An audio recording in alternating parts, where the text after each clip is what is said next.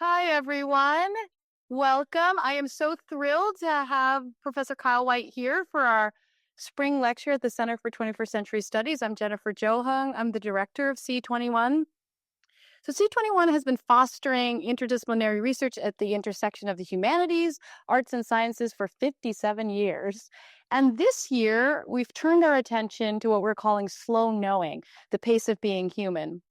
In our series of public programming, we wanted to think about how the accelerated pace of machine and computing time collide with evolutionary, celestial, and deep time, and how interdisciplinary humanities research can help us understand what humans are in time with and how our pace is attuned. And so I'm incredibly honored to have Kyle Whyte here with us today in person in Milwaukee, which seems really important these days.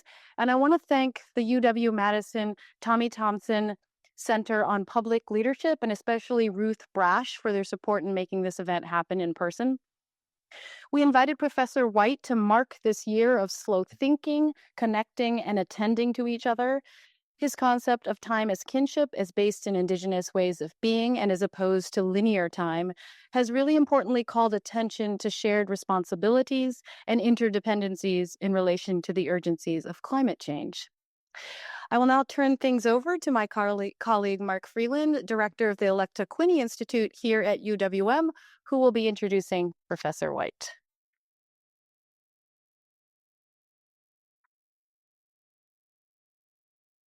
Bonjour, Magandang. Maestita, makonindo dem, mekanek guy bohoting and tonjapa, Dr. Mark Freeland and Tejnika, Gikinawamage, UWM. Hello, everyone. My name is Mark Freeland. I am from the Bohoting and Anishinaabe Nation. As I do like to say, not many people know what that is because you're not going to find it on a map, but we are from the Sault Ste. Marie tribe of Chippewa Indians. But I don't speak colonial French particularly well, so I do choose to speak with my own language. And you can learn how to connect those places. Mekanek community is where my great-grandmother is originally from. It is now called St. Ignace. It is a place of the turtle's back, and that is one that's really important for our origins as we go. I'm a professor here, associate professor of anthropology and director of the Electa Quinney Institute for American Indian Education.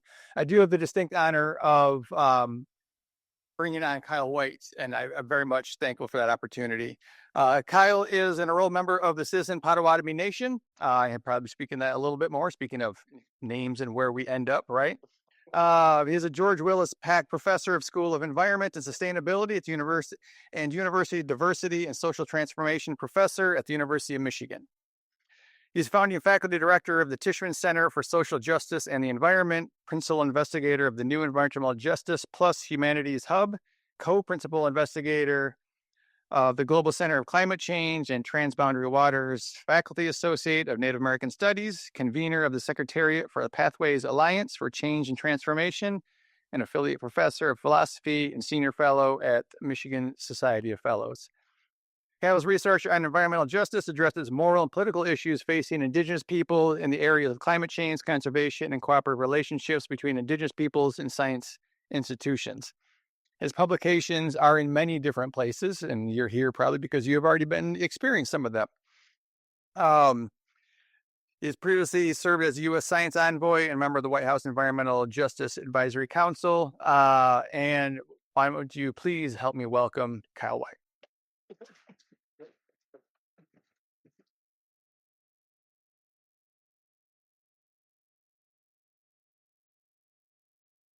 Thanks to Professor Jennifer and Professor Mark. Bojajet, Bubam Kamiganan Dejnikas, Bodwadmi and Dow, Shishibaniak and Bindagwes, Lansing, Michigan, Doshbia, and Equation Doshbia. So I'm Kyle, and I'm citizen Potawatomi, and my name actually that was gifted to me by actually Elder Ojibwe speaker Sherry Kopanes means the wind that blows about, but wherever it blows to, it leaves footprints. And so I always take that very seriously because, among other things it can refer to, it refers to going and visiting and being welcome to a place, but then making meaningful connections. And it's super fantastic to have this chance to make meaningful connections with you all. And I actually don't live too far from here, just a few hours away on the Michigan side. And even though I'm from the Oklahoma branch of Potawatomi, I live in our homelands and have now worked for several decades in the region on a number of environmental issues and climate issues, and over time have broadened things nationally and internationally with my work. And so, what I want to share with you all is actually sort of my newer thinking about the concept of kinship. And I've really been trying to create a general way of thinking about kinship. It's not like supposed to be the only way. It's just the version that we can discuss and talk about and bring our different traditions to bear on. And so I want to share with you a little bit about what that kind of conception or that philosophy of kinship is. And then obviously I want to talk about what it means for climate change and addressing some of the key challenges we face today. And so I wanted to start off and say a little bit about why I've been interested in kinship, and that will give you a sense of like what I think the definition of kinship is. So, I started off again almost 2 decades ago as just a community organizer. I was trying to figure out what I wanted to do with my life. I had tried various things and they didn't exactly work out, and I wanted to find something I was really passionate about. And so I was listening to elders and Potawatomi and Anishinaabe folks about what they thought was going to be important for young folk to be working on. And one of the issues that kept coming through was the environment is changing. And so I really wanted to be out there doing something that would support Anishinaabe and other Indigenous people about how to get ready for climate change, how to understand it, how to bring our own knowledge and ideas and perspectives to bear, both on how to address climate issues in our communities, but also projecting to everybody else. And so one of the organizing strategies that I used to use is that I would over time connect with different, First Anishinaabe people in the similar cultural group communities to try to get them to do some climate change planning.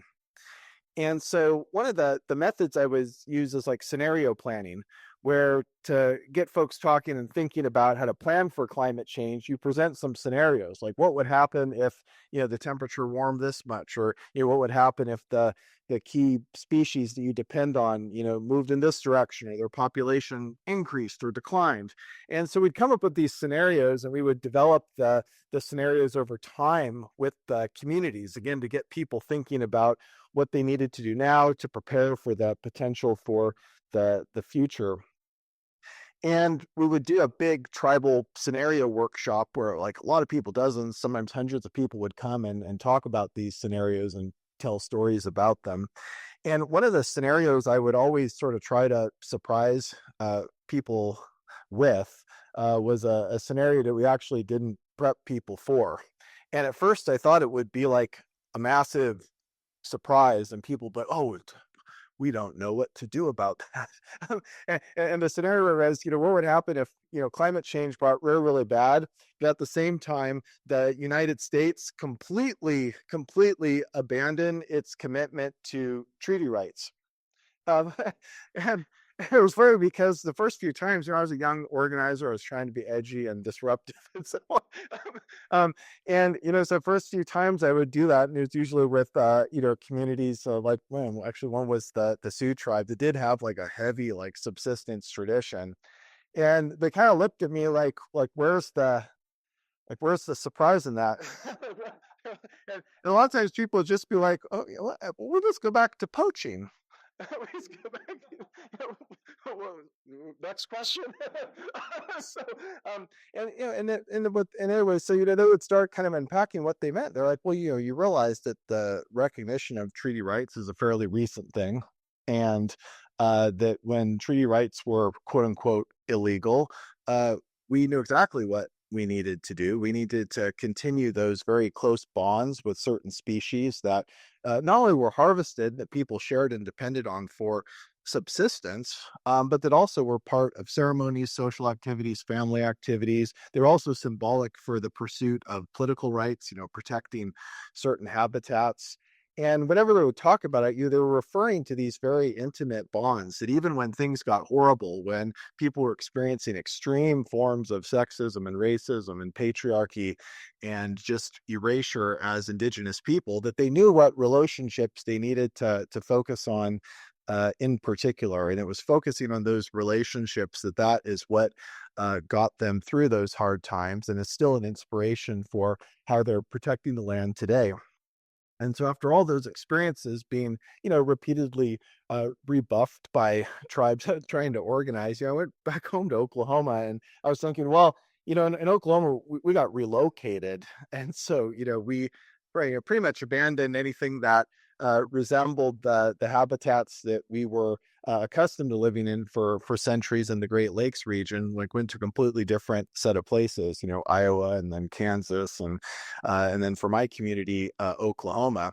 And so I actually started asking the same questions just to folks in the citizen band in my own community. It's like, well, how, like, especially the older folks. I was like, do you remember anything about how our ancestors, like in the late to mid 19th century, like how did they get through all of this?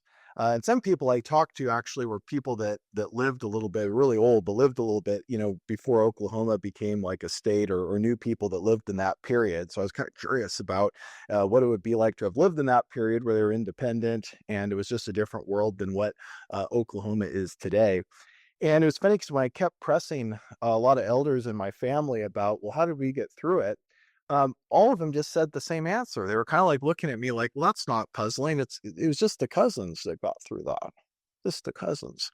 I was like, that's not quite the answer that I was expecting, because it was just 2 words long, and where are the words was that. So, but talking more about it, and it's interesting. I mean, this is stuff that I grew up around, but that the cousins were all the relatives that were in the clans that our families are part of, that were on allotments, that were in the same area. And this group of cousins, they knew how to interact with each other, and they knew how, what to do when you were unsheltered, when you were deprived of, economic opportunities, when you were deprived of healthcare.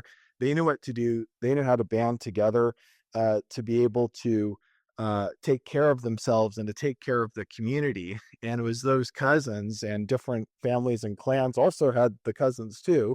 And that's what allowed our tribe to sort of, emerge from the ashes and continue in its tradition of self-government and self-determination today.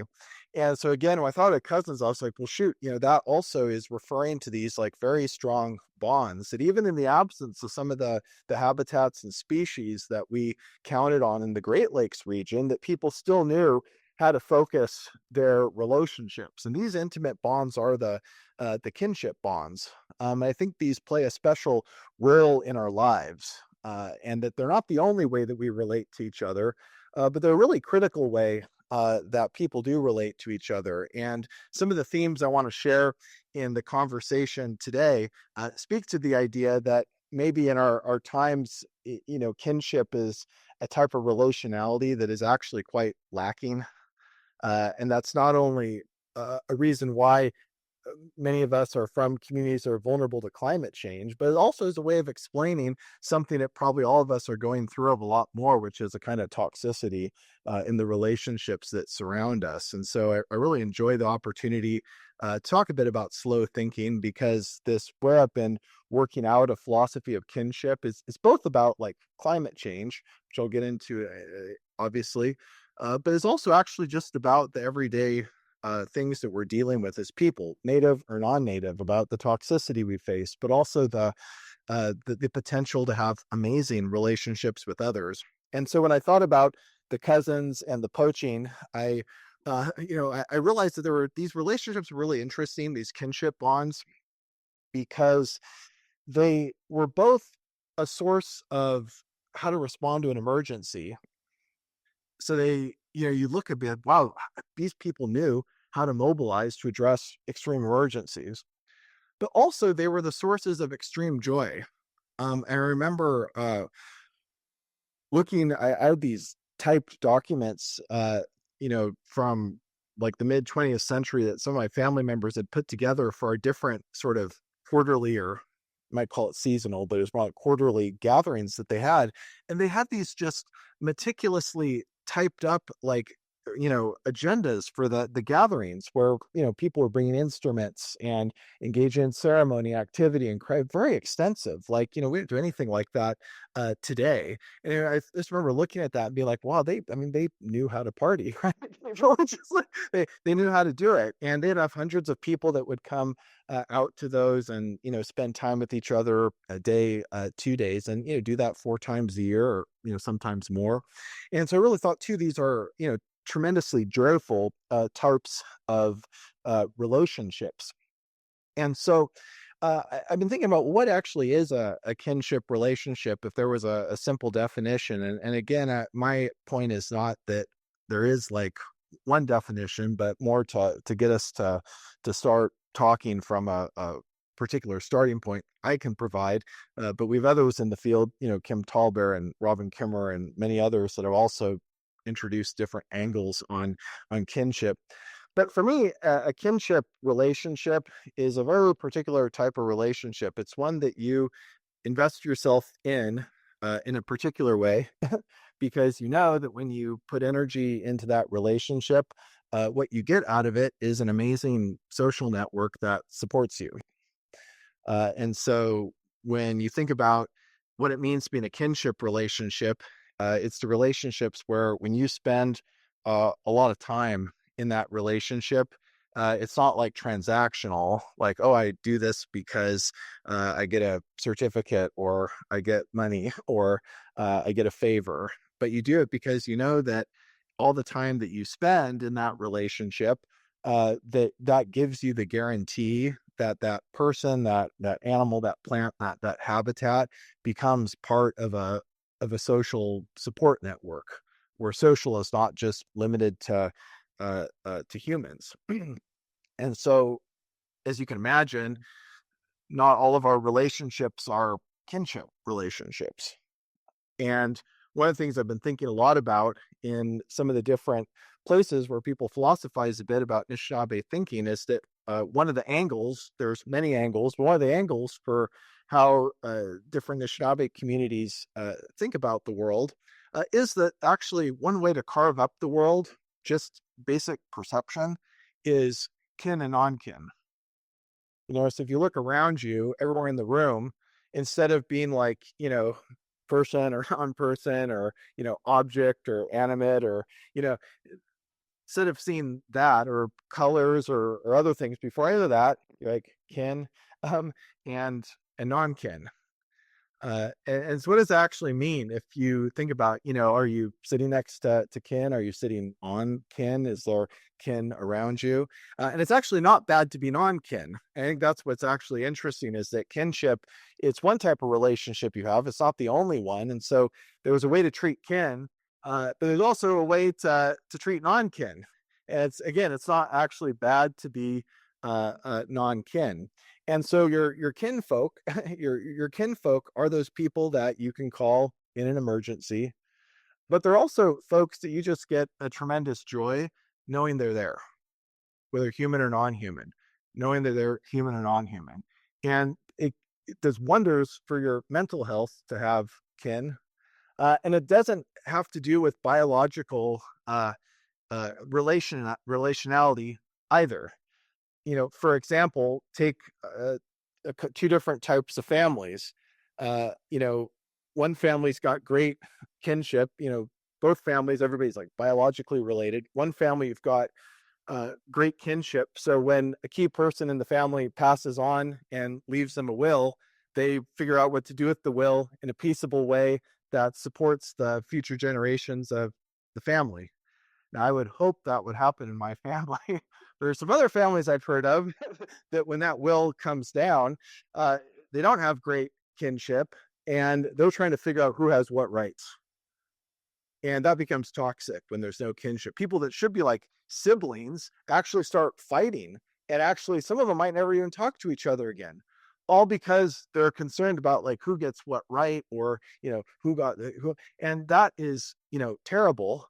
But it shows, right, this kinship is actually something different than biological connection or simply family connection. So you can have kin well beyond your family, and your family not even be your best kin.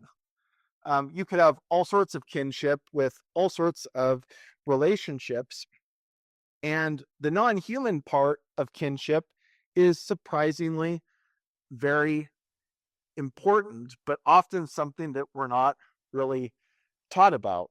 So, for example, there are certain very little plants that come up right now in Wisconsin and Michigan. They're medicines, they're traditional plants. I love these plants. And when I got the house I live in, the acreage I live in, uh, I had noticed that there were some of those traditional plants that were already popping up. The previous landowner had tried to destroy many of them through a lawn and through all sorts of other stuff they did. Like, actually, on my property, we have a natural vernal pond. The previous owner, when the vernal pond would show up, would take a gas-powered pump and pump it back into the river. But it saw potential. And so, I just love these plants. And, in English, the Virginia waterleaf, the Dutchman's breeches, the cutleaf toothwort, the ramps, all these hundreds of them, right? And so I was like, I want to get a relationship. I heard about many of the plants. They're part of our traditions. And, they are amazing ecologically for the pollinators, for soil. I mean, they're just incredible, especially if you're trying to restore an entire area. And so I started just doing the little things to sort of get kinship with them, to kind of let them grow a little bit, right? I made sure that the habitat around them wasn't too disrupted, where you had kind of the plants that were trying to overtake them. I very gently, pushed those plants aside, and I took some other measures just to see if it gave them a little bit of freedom with these nice medicines actually grow. And they did start to grow, and each year very patient, taking time, and all of a sudden I got this great, biodiversity. And so that kind of sounds like a one-way street, certainly not something as powerful as kinship. I mean, yeah, they're beautiful, but beauty is not the same thing as like the support network that I was describing a bit earlier. And so, on a completely supposedly unrelated note, I had these cousins that were in Oklahoma in our reservation. And one of them, for a while, I mean, not to get into a serious topic, but they'd been in a pretty severely abusive situation. And, like a lot of family members, I've been calling them for a long, please just come up here. Please just come up here. And they never would. they, they never would come up. And this, person's real cool. They teach our language, and you're involved in a lot of ceremony, but they're just horrible situation. I was like, please, let's get out of there. Come up. They never come up. But one year, I don't know what I was thinking. I took a picture on my phone of those little plants. I sent it to them. They came up immediately. They were so captivated by those little plants, just seeing them all together, all their biodiversity. Stuff in Oklahoma we don't have, but we have them here. And the fact that it was where I lived, our own family, that then we could start restoring those relationships. And that then created this support network. And now the same person, started by that little picture, now has incredible life and is not living in that same situation and is spreading their wings. And I owe it to those plants, that they were that support network for me and for other people. And they were these surprising allies. And you can't just do it with any plant. I mean, there are plants in Oklahoma too, but that's something else about kinship, is that it actually has a lot of special properties to it. Not everything has the same potential to be kin. Over hundreds of years, anything could be kin. But for us in this lifetime, some things have more of a potentiality for kin than others. And that has to do with our history, who we are, our traditions, and so on. And so even the tiniest plants that, I don't even eat, I don't actually personally use them for medicine, but they played an even more powerful role than that. And that's when you have kinship. And it's no different than when you have kinship with the people that you care about the most. I've worked with some people for 20 years, and they're people I can call on for emergencies, but they're also people that bring me tremendous joy. And so you think about what people are your kin, it's who do you call when you're in a jam. And so I thought about, well, how do these relationships work? Like, what is it that actually makes a kinship relationship? So to provide that support network, it's got to be a relationship that fosters security, fosters rapid response, fosters joy, And it's kind of like the relationships that you think about when you think about your inner circle. Who's your inner circle? Human and or non-human? Human or habitat? Who's in your circle? And what I thought about was that there's a lot of things that go into these relationships. So there are different types of kinship, and there are different qualities that correspond to those types of kinships. We'll say a little bit about what I mean. In Indigenous studies, in my opinion, the most common type of a kinship relationship is a responsibility. Responsibility is a fascinating relationship because those that you have responsibility with, it's mutual in some way. Usually, often it seems a bit one-sided, but there's a mutuality to it. But it's not fully defined. When you're responsible, and this time the English language helps us, you're responsive, right? You're responsive. You're able to read that. You know them well enough that you read that relationship. And so often parental or other caretaking relationships are paradigmatic about what a responsibility is, because over time you build that sensitivity. And it's not that you act the same way each time, but you're responsible insofar as you know the right response for each situation. And that the better responsibilities that you have, the better you're able to discharge those responsibilities. And that allows the other person or non-human to do it back.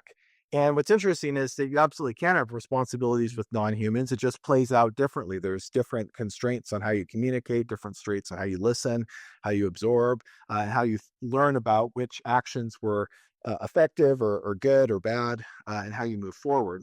But the responsibility is only going to work if it's attached to particular qualities that take time to develop. And so there's a bunch of them, but the ones I've thought about is that a kinship relationship, say a responsibility, becomes kinship, becomes conducive to that support network when it has high levels of trust. It's got high levels of reciprocity, high levels of consent, and also something that you can hear the English language. I can't find like a word for this. It doesn't sound like boring. But everyone, I'll tell you what I mean by it is redundancy. And so these are just four. There are a bunch more of them. But so when I think about my kinship relationships, right? Yeah, even with little plants, well, trust. Well, you build trust, right? You're reliable, and that other entity, human or non-human, knows that you, at an emotional level or at whatever level it expresses itself, that it can count on you. Even if you screw up a lot, but it knows that it can count on you, right? They're need a contract or anything, but knows it can count on you. And that takes time to develop. Or reciprocity is actually not just, I give you this, you give me the equivalent back. Reciprocity is actually an emotion. And it's the idea that I know that if I give to you, you may never give anything back to me, but our relationship operates in such a way that I know my gift is not in vain. And that's what I was thinking, even about the example of the plants, is that after having that really vivid experience I just told you about, I know that I may never get an outcome like that again with any other plant I restore. But I do know that my gift to those plants is not in vain because of what happened. I shouldn't have to have what happened, but because of what happened, I know it's not in vain. And that takes time to develop, that type of reciprocity or consent.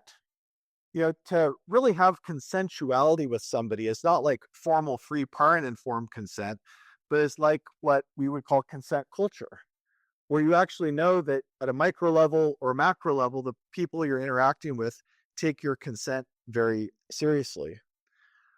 Redundancy is the idea that there are multiple ways in which a relationship that you have will provide you either emergency support or joy. Like, for example, with people I have kinship with and people I have non-kinship with, if there was an emergency, it's very different. If I have an emergency and I have to depend on non-kin, I might only have one way to contact them, like the phone. If I call, they don't pick up. Well, if they're non-kin, I don't know how to get in touch with them. But with kin, those folks, shoot, I will find them instantly. If the phone doesn't work, if the text doesn't work, I know. So wait, did you see so-and-so? Wait, I've got email, I've got, talk to somebody's on, whatever. I will absolutely, because I've got redundancy. And biodiversity works like that, right? When you've got great kin with plants, that means you have more than just a patch where the plants grow. you've got a whole bunch of it, so that if Enbridge or whoever it is destroys an area, yeah, that's horrible, but you're not completely out of luck there. You've got massive biodiversity. That's redundancy. But again, that takes time. And so kinship also has redundancy. So you think about your relationships, you have a responsibility towards someone, and it has high levels of trust, high levels of reciprocity, high levels of consensuality, high levels of redundancy. That's a kinship relationship. And what's powerful about kinship relationships is that when they're vibrant and you have a lot of kinship around you, you can do things incredibly effectively. Like over time, I've developed an inner circle of people I work with. We have pretty good kinship bonds. We can put together the best grant you've ever seen at the last minute. I mean, I have people that create the budget. I'm not worried about my consent because I know they take my consent so seriously. They know exactly how to put me in and out of the budget and so on. The people write the narrative. I trust them. They trust me. We have redundancy. If somebody gets sick, actually, because we've worked together so much, there's somebody else that can back them up. I know grants are not the most exciting example, but when you have kinship, you get stuff done. And nobody's like mad at each other, or nobody's getting upset, or it's not like a toxic environment. It's kinship. So it's like the best family you could possibly imagine you're in, where it just reacts and responds. And it's similar with subsistence traditions and so on, right? A subsistence tradition is not just I know how to hunt as an individual, or I know how to harvest as an individual. It's I'm so plugged into the community that I know exactly what to hunt and harvest for who to give it to. I get stuff back. I know how to understand the habitat to figure out where to go this year, that year. If someone gets lost, if I just get a few ideas of where they might be, I know how the seasons work, what the animal populations, plant populations are. I might be able to locate them. That's like kinship at its best when you're thinking about something like subsistence or sustenance. So kinship in a lot of ways is actually a relationship that, yeah, at one level, it's about a support network. But another level, it's about coordination. And it's actually a form of relationality that instructs you about how to get things done. And in Indigenous thought, one of the connections that I've made at a general level is that in a society that has amazing kinship, what they have are protocols. So when you go to a ceremony, you say, okay, the ceremony has a protocol. What's a protocol? I know it's something that has to do with computers, but for my purpose, right, when you see a protocol, it's when people automatically know what to do. And that's sometimes like in native communities when you're feeling like down in the dumps and somebody's like, wow, you need to go to ceremony. Yeah. And I actually, make fun of me, but I've actually like analyzed this, philosophically, like what that means. Like you're gonna go to ceremony. Well, what do you see when you go to ceremony is you see something totally different than the toxic environment you're in. You're in a toxic environment, say at work, you don't trust anybody. There's no reciprocity. Everybody's fighting against each other. Nobody respects each other's consent. And there's absolutely no redundancy, right? I send something to HR, they don't respond. They don't know how to get in touch with my boss. They're getting ghosted. No redundancy. And so the lack of kinship is the definition of toxicity. I have no support network. That weighs on my mental health. And someone's like, you need to go to ceremony. I go to ceremony. And, if it's in a community that I'm culturally connected to or the community I'm from, I walk in there and not only do I see that people want me there, um, but they're acting in protocol. I'm like, oh, wait, hold on. They're falling into place. And then I start falling into place a bit too. Even if it's a bit awkward, I start falling into place. Wait, this is where I learn again what it means to have that trust, that reciprocity, right? Because you're acting it out just to perform the ceremony. To perform the ceremony in an automated way, you have to invest in that trust, in that reciprocity, in that consensuality, in that redundancy. People that are really good at ceremony will help somebody. It's a bit awkward, right? You won't feel so awkward anymore because that older person, that experienced person scooped you back into line and made you feel good again about, reinforcing why you're there at that particular ceremony. And so you go to ceremony, you have that sense of kinship. You're reminded of what kinship is, and you're reminded that you have a connection to it. And you're reminded that's something that you can reinvest in as a way to better cope with some of the challenges that you're facing. And so when it comes to, a topic like climate change, when it comes to a topic like some of the environmental devastation that we're facing, uh, kinship is extremely, extremely vital. So I used to spend a lot of time in Aotearoa, New Zealand, and I still work with some great scholars there that work on climate emergencies. And for Maori people in New Zealand, one of the scholars, Akuhata Bailey, but also folks like Dan Kuroa and Christine Kenny, all Maori scholars, they focus on how when there's a major event, like a horrible environmental event, usually made worse by climate change, it's those marae ceremonial communities, those center communities within Maori populations that are the best hubs for dealing with those disasters. Those communities not only provide the mutual aid and the relief, but they provide the shelter, they provide the kindness and the bonds, and often those marae ceremonial areas, and are more than just ceremonial areas. They do all of these other incredible things for the communities. They're also built in the places that are safest as well. Even to the degree that some today are moving because the climate is changing, and so they're adapting those locations so that they're in safer places. And so those marae, which are centers, and for Maori people, they don't necessarily use kinship; they use genealogy, and then kinship is sort of a secondary concept. But they refer to it as genealogy. I tend to refer to as kinship. But they're central areas of kinship, but they're also the best areas to protect people and to provide that support network when the climate gets really, really bad and induces horrible environmental change. And they even help the Pakia, the non-native people, when they're destitute. And so something like a kinship-centered place is critical. And years ago, I went there with a delegation of Anishinaabe people. I put together Odawa, Ojibwe, Potawatomi people from as many different, regions. We're huge, right? We're really far north. We're pretty far west, actually. All throughout the Great Lakes and as far south as Oklahoma or Texas, depending on how you understand it. And it would 30-person delegation, and we go to the Marae, and the Marae would host us. And some of you all who have been there before, know a bit how it works. But what they do is they say, okay, we're going to host you in our community for a couple of hours. There's like an introductory ceremony. No English, no English at all. Anybody can't do it, not a peep. And you go in there, and they just go through their protocol. And yeah, they kind of want you to do something too, but you don't know if you're following the cues or anything like that. So we went to Marae after Marae, and everybody was like, what's going on? I didn't know what to do.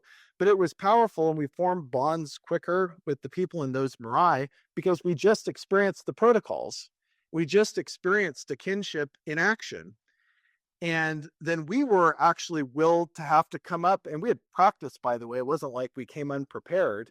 But there's something different when you're in a community. There's no English. There's no clear, instructions of any kind that people uniformly are going to follow. You're just confronted with their kinship, and you got to deliver your own kinship and show it and demonstrate it.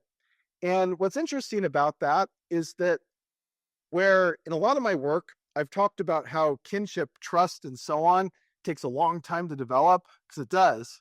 But kinship is a lot more complicated than that. It's also something that can operate very quickly, which is why those Marae communities, on the one hand, are very good at responding to climate-induced emergencies. They kick into action very quickly. But on the other hand, they were actually able, when engaging in some Indigenous diplomacy and connection building, they're actually able to foster a really kind of quick sense of comfort when you're in a completely different area. And we bonded with those folks. We had giveaways, we had other stuff. It was incredible. And so those Marae places, I was like, well, that's just what we all need, right? We're constantly talking about mental health issues. We're constantly talking about challenges we face in the workplace. But we need those types of hubs, those ceremonies, those cultural centers. But we can understand at least part of, not all of, but part of what they deliver is that opening to nurture kinship. And in my research on climate change, this was also something that I found through a number of studies I've been part of, but have only begun to really put the true language on it, is that when I first started trying to raise attention for the way in which Indigenous people were approaching and dealing with climate change, the idea was We just need to go and prove that Indigenous people are hit harder by climate change than other populations. And so it is, we're being ignored and our plight is being ignored. We need to show everybody that we're getting hit harder and hence deserve more tailored solutions. We deserve better recognition of our rights and other types of solutions. The problem was that backfired a little bit because then a lot of non-native people started saying, well, yeah, that's too bad that y'all are kind of in the wrong place at the wrong time. Oh, well, that's what a coincidence that you all are. And so we studied this, and actually, it's not a coincidence. And the reason why a lot of Indigenous people are, in not just the U.S., globally, we've shown this study after study, are more vulnerable to climate change, is because over time, land loss, loss of rights, but also loss of kinship has put our communities in peril. So land dispossession is one. The idea that you're not really governments, you're sort of like a semi-government. But then also like the residential schools, the boarding schools, the breakup of families, the denigration of Native women, all of these things attack kinship. Um, and part of, what a lot of non-native people, refer to like native endurance or, resilience or so on. And all of us are trying to get folks to think about that maybe a little bit different way. But, native communities, I think one of the reasons why we've been able to continue to succeed in different ways, whether places we've been displaced to or in our homelands or, however native people understand the places where they live, work, play, and worship, uh, is the native people understand what bonds have been threatened and the importance of strengthening those particular bonds, which is why when I worked with tribes on climate change, tribes that have made a lot of progress on climate change often started by reinvigorating that spark in their community by just restoring a kinship relationship with one species, sturgeon, wild rice. I was fascinated with that, right? That you could actually build a solution by first focusing small. Whereas non-native people are like, well, if climate change is global in scale, you must tackle it at that same scale first and foremost, right? And surely if you're trying to restore a sturgeon population, it'll take 100 years. That can't possibly be a solution to climate change. That's a topic I'll talk about a little bit later when I wrap up, which is about this question of kinship and scale. But I was thinking about why Native communities were vulnerable. It really brought to mind this idea of these additional relationships that go along with kinship. So there's kinship, which I've been talking about. There's also your relationship to land. So your relationship to land and energy is that connection you have to the territory that can sustain you. And that could be a relationship that you have through property, through squatters' rights, through where you live, and having a big enough territory to sustain you. So there's the land relationship or the energy relationship that you have. That's a whole other category. Talk about that another time. But then there's also kinship.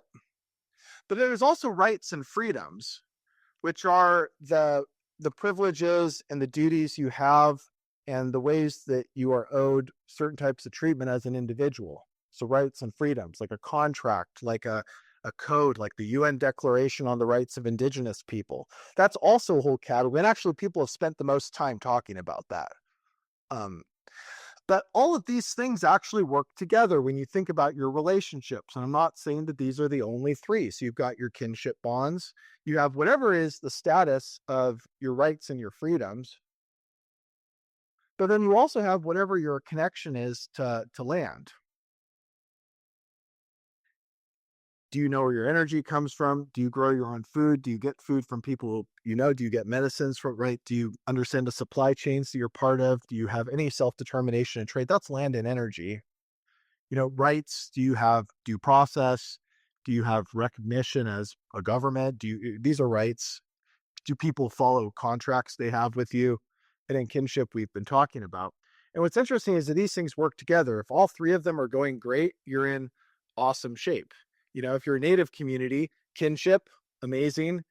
If the other countries recognize you as a country too, amazing. And if your territorial base is big enough to sustain you and the trade that you need, even better. But usually we don't really have like any of those three that strong, but we have to choose an entry point for each one. There's different pitfalls. So for example, some people, they want all three. We all want all three. Again, there's more than three, but just talking about those three. And so, okay, the first way to get there is to get the land back. We don't know what the kinship is going to look like, and they might not even think the outside society that it's legal. We're just going to get the land back, and then we're going to build the rights. We're going to build the kinship. Very viable strategy, but there's also pitfalls. Or some people say we first need the legal recognition as governments, even though we don't have any land. And the community doesn't even live here anymore, and we're hoping people will move back and build kinship. Or you can start with kinship, right? Let's start out by just, once again, harvesting monoman wild rice. That will lead to a movement to motivate treaty rights, to motivate land return and land sovereignty. And so all these three are interesting to think about because you can approach them in different ways, which means we shouldn't criticize anybody who approaches it differently.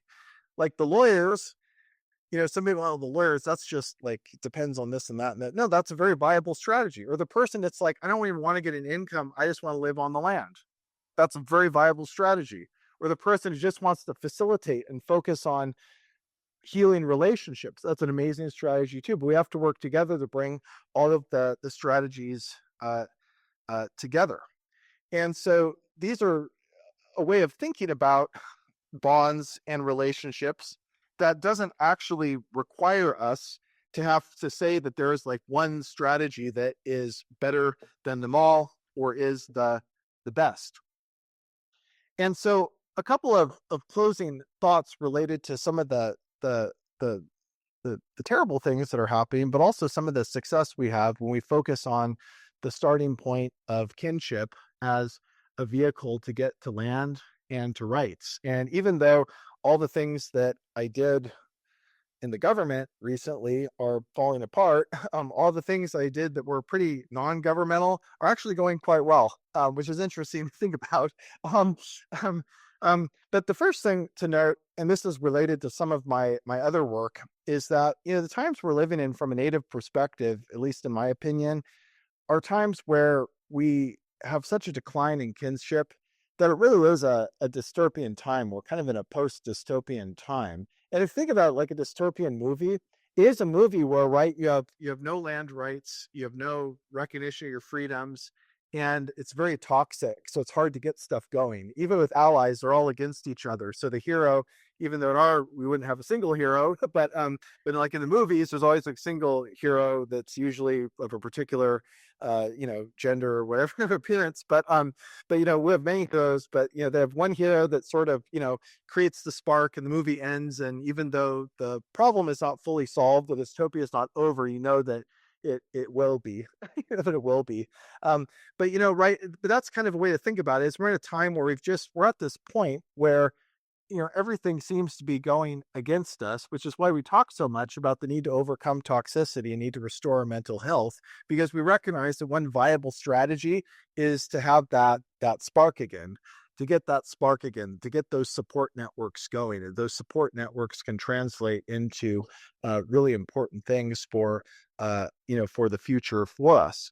And so how do we get out of the dystopian time?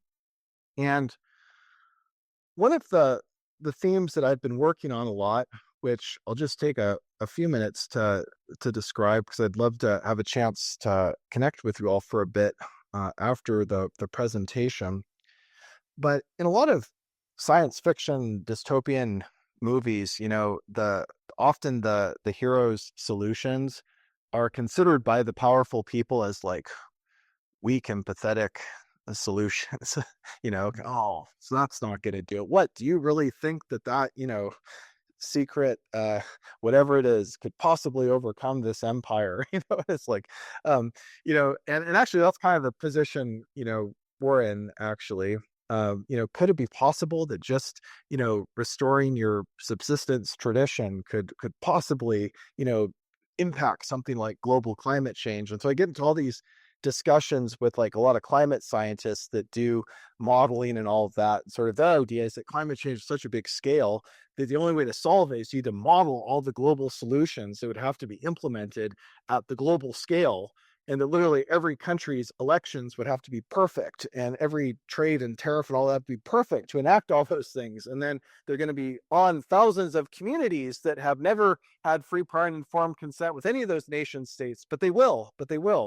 And it's going to be fine, and they won't be screwed over, and the corporations will not be fully capitalist, and a lot of unions, and right, and that's, so time and again, every single, election party, whatever it is, you get this type of thinking. And they have this idea that when you're talking about indigenous knowledge, that our knowledge is never about scale. That, and they'll say, oh yeah, you guys know fantastic things about local environments, but when it comes to scale, yeah, that's us. We do scale. Right? But actually, kinship is the way to do scale. Because in kinship, it's not, the problem is at a big scale and you need to match it with scale, but actually kinship is a latent scale that's just sitting there. And so for some of the projects I've been part of, those communities, they've found the scale. The scale has been hidden and erased and obscured, but they found the scale. So all of my partnerships are long-term partnerships. They're long, 15, 20 years, and they're now doing amazing things. Take a great example. I've worked for a long time with Indigenous community, Molokai, Hawaii, about 10,000 folks. They fought back tourism. A doctoral student I work with, Malu Castro, is doing tremendous work in his own community there in Molokai. And so years ago, when they were struggling with the lack of economic opportunity from having resisted tourism and other economic entrapments, they just started focusing as a community on the basics of their mutual care, mutual aid, just protecting their dependence on a subsistence economy. That's what they started with, not scale. That's what they started with. Then over time, this is where some of the projects I began to be part of started kicking in. We worked with them on a food hub, a resilience hub, worked with them on a renewable energy plan, building over time, hundreds, folks, students, so on. And then they said, well, wait a minute, there's 50,000 acres that was stolen from us right next to us. It's one of the most expensive properties in Hawaii. And we'd like to have that back. And because all this had been going over time, they're like, well, shoot, we've got renewable energy, we've got food subsidy, we've got all this stuff now in place. We can definitely govern this area. And the solution was to build on that scale, or to build up the scale, is that they would create a new institution that would facilitate the land return. And so they created a brand new institution that reflected the shape of that community, that had complete consent reciprocity baked into the structure of it, that was run by responsible community members. And that new institution, the Molokai Heritage Trust, which I helped to seed fund, is now on the verge of the most creative financial thing you've ever heard of. And they're probably going to get that 50,000 acres back. And the people that laughed a long time ago, like, oh, you guys are just focusing on, little invasive species project, aren't, it's like, how did this happen? And there are indigenous people all over the world. When I was working with the State Department and I was a diplomat for Indigenous knowledge, I visited hundreds of communities that all have this potential scale. And if we all do it together, it fills out what it means when people say that Indigenous people steward huge amounts of biodiversity. It's not just that they do now, it's that our potential is incredible. But when you start with kinship, you start at a scale that other people will think is insignificant. But I've seen studies all over the world showing that if the dominant societies just allowed little space for kinship to flourish, look what could happen. Just give it 10 years, whatever. So is kinship, yeah, it takes a long time to build trust, takes a long time to build consent, but wait, if you actually focus on that, you can get this. I'm not saying this is what it should be called, but you get like a kinship effect. And it's not like just a pure exponential effect. It's like, it seems like not a lot for a while, and it just becomes a lot. And so that's how we think of scale. And so kinship is not local. It's also something that operates at scale. And we need to take back the discussion on scale. We have to stop letting people say that it's the province of one or two cultures out there in the world. Anyways, thanks you all for spending some time with me.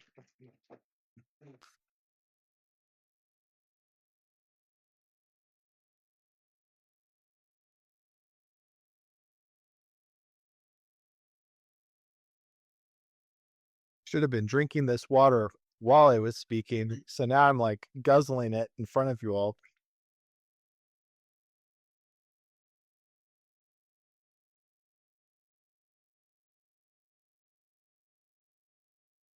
Does anyone have any questions?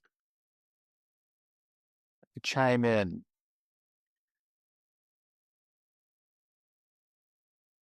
Hi, thank you for your talk. This is really interesting. I was really interested in when you were talking about, let me call them rituals, which is what you said is kind of like a manifestation of the kinship. And I was just thinking about um, if this is one of the ways that you think this can be put into action, I guess, in the way of the scale. Um, because it seemed like it was one of the moments that you were saying that disconnect maybe quicker or it can bring people in. Um, and yeah, I just wanted you to maybe say a little bit more about how these protocols and like rituals in them Yep. work together. Yeah, great question. And what's your name? Okay, nice to meet you. Yeah, so in some of my other work, and this also a bit of a new idea that I sometimes focus on more. I've thought a lot, kind of using inspiration of Anishinaabe, but also other indigenous groups, kind of notion of the seasonal round. So that's kind of the concept. I used to write about this in a certain way a long time ago, but the idea, like for Anishinaabe people, there wasn't really like a central government. Like there wasn't like Washington D.C. and it was all centered there. Rather, people lived in different places, at different parts of the year, and they knew how to shift. And when you shifted, you actually changed like the style of government you were living in. It's like, you see a lot of this today in different communities. I mean, even in Oklahoma, we have some of these traditions where there's like a tribal level and clans and families and other types of groups within the community.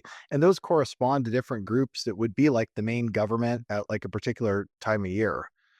So if people are out, you know huddled in the sugar bush, the people that are huddled there are the main form of government. They've got responsibilities and things that they're doing and knowledge. It's not like somebody thousands of miles away that's going to be calling the shots. Yet in other parts of the season, like fishing camps or other times where we've got a lot of people, yeah, it's a big unit, a lot of people together, that's the government. And so what was happening throughout the year, and this is one of the pathways into what potentially something like indigenous knowledge, refers to, is as people engaged in these seasonal activities. They were harvesting like hundreds of plants, hundreds of animals. They were interacting with, all sorts of different habitats and flows and ecosystem services. Is that they were building knowledge and then sharing it with other people. And so how were they building knowledge? Well, they were going out and trying to harvest something, or they were storing things, or they were building things. And then every time you do something like that, you're building something or harvesting or storing something. One of the things you think about, always have to think about, is what do I need to have ready for the next ceremony? Or not even the next ceremony, it could be one later on. Because if you show up to a ceremony, you're supposed to bring things that you're suited to bring. And so whenever you're doing something, you're thinking about, okay, but when you bring those things to a ceremony, like what if you're supposed to bring wild rice to a ceremony and you've been bringing it every year, people are tasting it or looking at it or touching it every year. Oh, well, this year, oh, was it a little hot this year? Did somebody put a dam in? This, right? They're note. So and you may be coming from 100 miles away, but you're giving that knowledge to somebody else through the ceremonial activity. And the ceremonial activity then also begins to renew the way that people are related to each other. It's interesting about ceremonies. There's local ceremonies, there's regional ceremonies. Even historically, there may have been ceremonies where people from pretty far ends of the continent may have gone to and participated in. And so those are places where not only people share knowledge and remember that knowledge because it's ceremonialized, right? I mean, I don't remember, I don't know if it is clear, but I've got issues paying attention to things, right? And so like in college and all that, didn't get very good grades, and because I would forget, is sit there at class, forget and leave. But you bet everything I've been to though, that was like a dance. Like I remember every single thing that happened in that, or where there was like a concert, like song. I remember every single thing, everything I touched, tasted, all that. And if I was doing that constantly throughout the year, that would not only be positive for my mental health because I'd be experiencing the automation, the protocols, it'd be reaffirming my connections, but it's also great epistemically for the knowledge and expansive too. And so Professor Mark, for example, I think in the introduction, mentioned the Boating area, the Sault Ste. Marie. And that's like an example of what I'm talking about in a way that corresponds to a much more interesting notion of what non-native people would call something like a capital. And in the Great Lakes were many capitals, but they're actually areas that have become like these massive, like systematic places. Like I have ancestors from that would go to that area every year that participated in trade network. They were in southern Michigan and Indiana, but they would go up to Sault Ste. Marie and Mackinac Island, even lived, some are buried there. Not because they didn't live there all year round, but they died there because they would go up there every year and they had a presence. They would come back and forth in that area. And so like that Sault Ste. Marie is so fascinating because it was a massive convergence ceremonially, economically, culturally, and the level of knowledge and affirmation. I mean, the reason why all these years later, after the boarding schools, after the assimilation, after all that we even remember that there are three fires, we even remember the connections, was because if you have hundreds of years of, bulleting of, I mean, that means a lot. I mean, even folks from more out this way on the Minnesota or Lake of the Woods side, I mean, they had these centers as well like this that still are the sources of that memory, which today is one of the last things for many of us that saves our mental health, is knowing that if anything, right, we're part of that. We're part of that. You participate in those ceremonies, even seeing something like, Odawa is a little bit similar to Potawatomi or Ojibwe. That's a powerful moment, especially when you see it ceremonialized. And the last thing I'll say on that, because your great question required a bit of a longer response, is that, how often, like today, for example, or parts of my life where I've lived in, like a big city, and I'm thinking I can't stand my job and I need something else to do. Usually you might go and like take classes or you might get involved in a particular hobby. Well, that's not the same as ceremony. Ceremony is like a lot different, right? Because ceremony reaffirms kinship bonds. And that's an important point. It's an actual ceremony, if I were to give a philosophical definition, is an event that reaffirms your support networks, which includes that knowledge, right? If your community is dependent on trade at a regional level to survive, I mean, the reason why under subsistence conditions without fancy technologies people survived was not because they were living off of their garden. It was because they were part of a pretty big network. And so if you were part of ceremonies that also tapped in to those networks, you were being reminded about that. And also in anthropology and other fields and native studies, people talk about, what would happen if you were caught not fulfilling your, that's a whole different discussion. So it wasn't just the good parts. It was also, we actually do depend on this. So if you're not pulling your weight, appropriate actions will need to be taken to deal with that situation on behalf of everybody. And so how much actual ceremony do we have in our lives compared to what people may have expected before? And for a lot of us, it's not actually a lot. I mean, some of us don't experience I'm not just talking about Native people, and everybody, a single ceremony ever, for years without ceremony. And so that makes us very, very vulnerable, so that, without ceremony in the background, if somebody just looks at me, in a way, and I think, oh, did they just roll their eyes with me? I might lose sleep over that because I'm so upset that somebody might have disapproved. But if I have plenty of ceremony in my life, like, knock yourself out. so ceremony is critical. And if we're gonna change the toxic situation right now, including our workplaces and schools, people that should be your allies, if we don't have ceremony somewhere happening and happening all the time, we're missing out. I usually respond quickly, but that was a big question. Yeah. All right. Thanks, Kyle. Dolly Jørgensen from the University of Stavanger in Norway. And thank you very much for your talk. I wanted to ask a little bit about kinship with non-humans and whether you think of kinship in that situation as being individual or being type, or what we would in Western science, you might say species, if you're talking about plants or animals. Does kinship, how do you think of it operating then with the individual versus the type or species of Yep. something? Absolutely. Great question. And nice to meet you. What I think is really, really interesting about that that question is that, at least for Anishinaabe people, um, what I think we see is that the way that people built that kinship was very sensitive to actually both relationships to the most immediate, like individual plants or animals, but also the species. So, for example, take something like a clan relationship.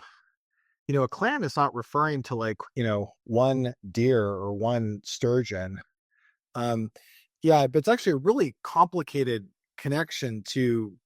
I mean, again, we're just kind of mixing in the sciencey or the layperson's terms, but like a species. And that's kind of what people a lot of times thought about, if you're related, or if you're from a particular clan, that meant you were rooted in different geographies throughout the year, and your clan duties related to how species interacted with each other in those geographies. But then we also see that people did form very intimate relationships with, like, the particular trees or orchards or deer or so on that were right there. And so people oftentimes, if they give each other a name, and back in the day, people had a lot of different names, or what they would wear, would reflect the fact that, like, in their particular region, the deer are like this.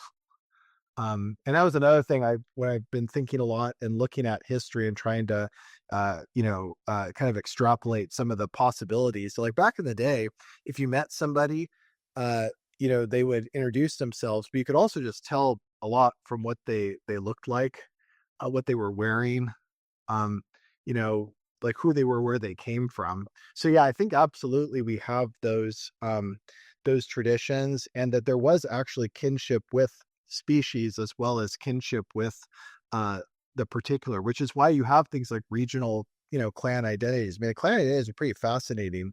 Um, that people in different far away areas maintain that kind of connection, but totally different ways and totally specified to their particular areas of residence, but then had that regional connection.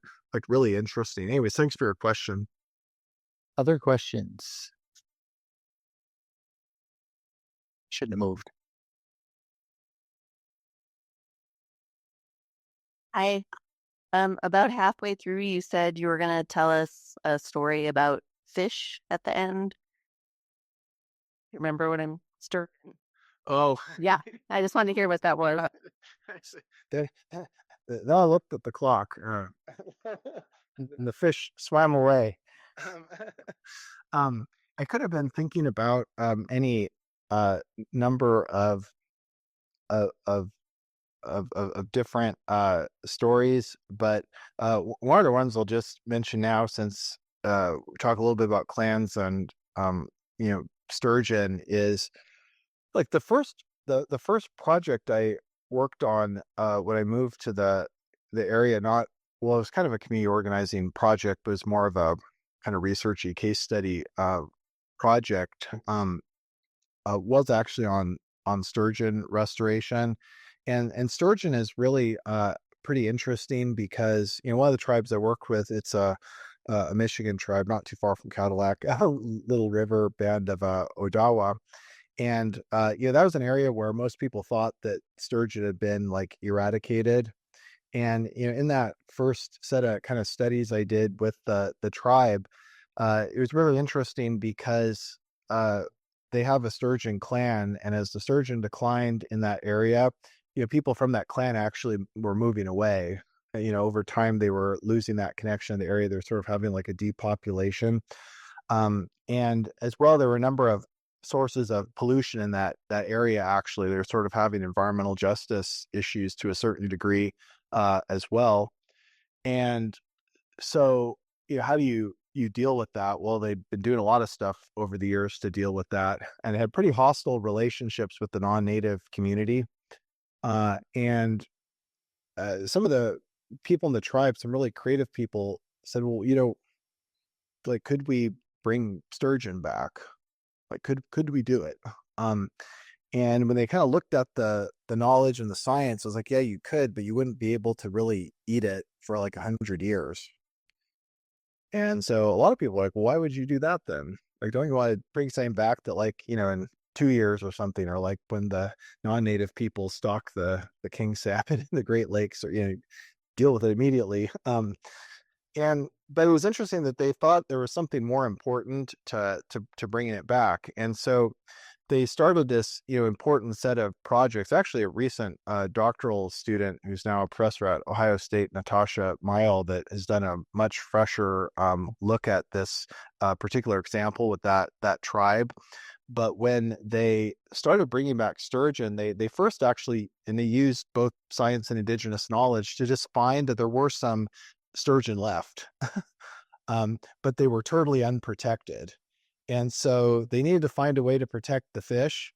And sturgeon, so in the Great Lakes, it's funny because like anglers will call sturgeon anadromous, but scientists are like, no, it's not technically anadromous. If you start in a freshwater and you go out to a bigger freshwater river, go out to big freshwater, it's a different terminology, but right, they have that kind of life cycle.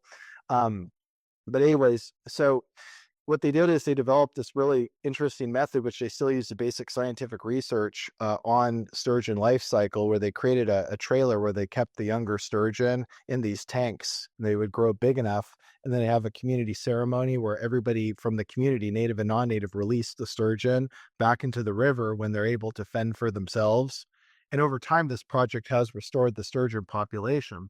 But what's interesting about it is that sturgeon, because it has that kinship vector to it, it excited native people because it's like, this is a clan relationship, and it was tied to subsistence, so you can depend on it, but it can be a basis of ceremony, and people love releasing the fish. And they love seeing the fish in the tanks, and it's scientific too. But then the non-native people were actually impressed that something that big was native to their area. And they were captivated by it too. And they wanted to go to the ceremony, which they did as a public ceremony. They have their private ceremonies, they have public ceremony too. They went to it.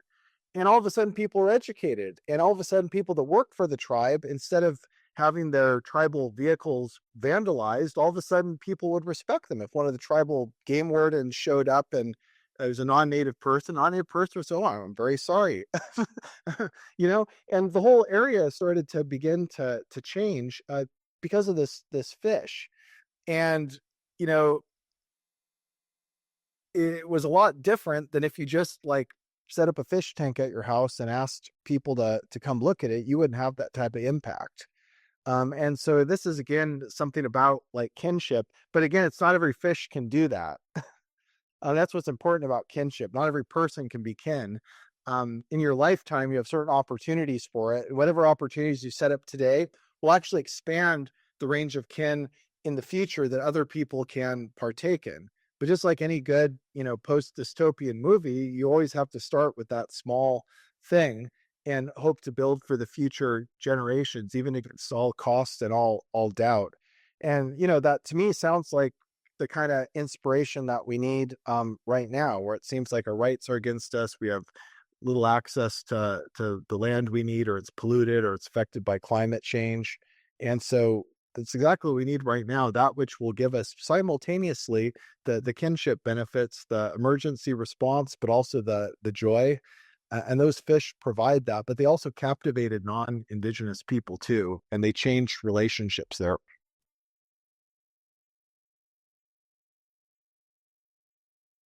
And we'll do one more. Hi, my name is Beth Silverstein.